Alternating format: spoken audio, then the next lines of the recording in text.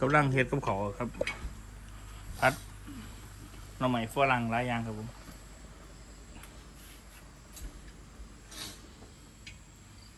ตอนนั้นก็กินมาเวิร์ดเอาให้เขาเจ้ากินเครื่องบ้าน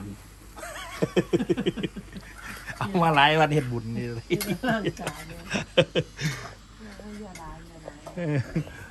ไปเรื่องไหนมีแต่ว่าเฮ็ดบุญเลยถือไก่มาแล้วเขาก็ยังไปเอาอีกอยู่ในสามจานโอ้ยกิน8 ขวดสิเบิดบ่ออกหลายกันนี่ร้านยังเหลือใครก็บ่เขาบ่ต้องนะ